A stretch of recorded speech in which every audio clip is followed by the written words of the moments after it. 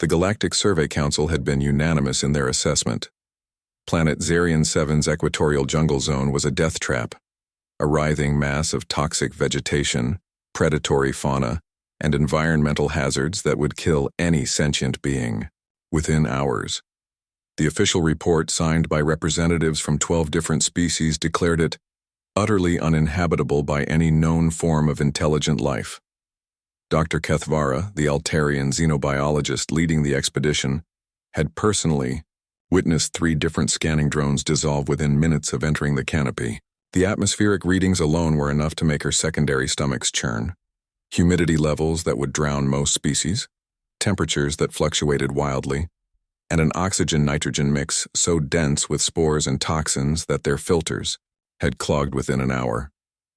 The density of carnivorous plant life alone makes exploration impossible, she had noted in her final report. Combined with the presence of at least 47 different species of venomous arthropods, 17 varieties of parasitic fungi, and atmospheric conditions that would liquefy Zephyrian lungs, I cannot recommend this zone for any form of colonization or resource extraction. The Council had agreed. Zarian 7 was marked as a viable world for settlement, except for that one impossible jungle that covered roughly 30% of the main continent. It would remain off-limits, a green scar on an otherwise promising planet. That had been 6 standard months ago. Now, as Dr. Kethvara stood at the edge of that same jungle alongside the newly arrived human survey team, she felt her confidence in the Council's assessment wavering. Not because she doubted their scientific methods, the jungle was exactly as lethal as they'd determined, but because of the human standing next to her. Dr. Sarah Chen looked utterly unconcerned as she adjusted the straps of what appeared to be nothing more than a standard hiking backpack. No environmental suit, no breathing apparatus, no protective armor, just lightweight clothing, sturdy boots, and that peculiar human expression that Kethvara had learned to associate with barely contained excitement. "You understand?" Kethvara said, her translator struggling with the clicking undertones of her native language. "That our previous expedition lost 3 drones and nearly lost a team member to the atmospheric conditions alone?" Sarah nodded, pulling her long black hair back into what humans called a ponytail. "I read the reports. Sounds challenging." Challenging. Kethvara's tail fins fluttered with anxiety. The human used the same tone she might employ when describing a mildly difficult puzzle. "Dr. Chen," said Commander Vextar, his hegemony military uniform gleaming in the morning sun, "perhaps you didn't fully comprehend the danger. Our analysis indicates a 97% probability of death within the first 4 hours of exposure." Sarah's grin widened.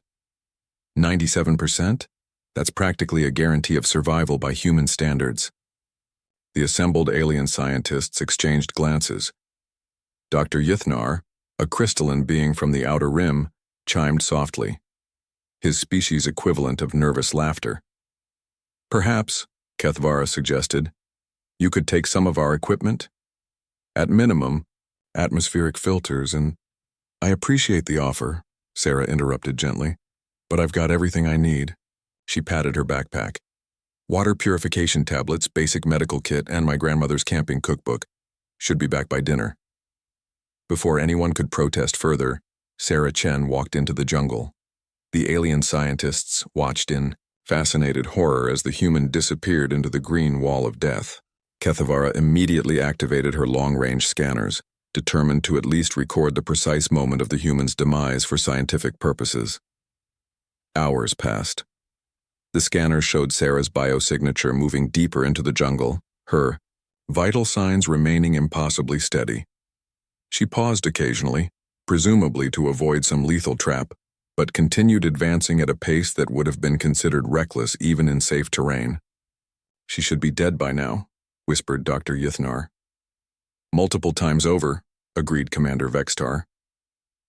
By midday, Sarah had reached what their surveys indicated was the heart of the jungle, the most toxic, dangerous region they had identified. Her biosignature vanished briefly as she moved beneath the densest part of the canopy, causing Kethvara's hearts to skip several beats. Then the signature reappeared, moving back toward them. "She's returning," Keithavara announced, unable to keep the amazement from her voice. Vital signs are actually better than when she left. 3 hours later, Sarah Chen emerged from the Ryu jungle. She wasn't running, wasn't stumbling, wasn't even breathing heavily. She was, however, carrying what appeared to be several large bundles wrapped in broad leaves. "How?" Commander Vextar demanded as she approached. "How are you alive?" Sarah set down her leafy bundles and began unwrapping them, revealing an assortment of colorful fruits, what looked like edible tubers, and something that might have been meat. "Oh, it's not that bad once you get the hang of it. You just have to know what to look for." "But the toxic atmosphere," Keithvara began. "Mostly just pollen and fungal spores," Sarah said, popping what appeared to be a berry into her mouth. "Makes you sneeze a bit at first, but you adapt. The carnivorous plants are actually pretty easy to avoid if you watch for the right visual cues, and most of the deadly predators are really just territorially defensive. Show them proper respect, and they leave you alone." Dr. Yithnar's crystalline structure chimed in disbelief. "You're eating the indigenous flora." "Well, yeah, I got hungry." Sarah held up one of the fruits. "This tastes like a cross between a mango and a strawberry. Want to try some?" The alien scientists recoiled as one. Sarah shrugged and took another bite. "Your loss. Oh, and I found something interesting about 15 kilometers in." She reached into her backpack and withdrew a sample container filled with what looked like ordinary soil. "There are mineral deposits throughout that region that your scanners probably missed. Looks like veins of crystallized trilithium running all through the root systems." Keithvara's scanner almost fell from her suddenly nerveless appendages. Trilithium was one of the most valuable substances in known space. "You found trilithium," she said slowly, "in the uninhabitable death trap jungle." "Yep." Sarah was already packing up her foraged lunch. "The local ecosystem has actually evolved to process it. That's probably why your equipment kept malfunctioning. High concentrations of trilithium can interfere with standard galactic tech sensors, but it's perfectly safe for biological entities." Commander Vexitar stared at the human with what his species probably thought was a subtle expression of awe. "And you simply walked through it, gathered food, found valuable minerals. In 4 hours. 5.5, actually. I stopped for lunch." Sarah shouldered her backpack. "Same time tomorrow? I'd like to map out those mineral veins properly, and I think I saw some natural hot springs that might make for good settlement sites."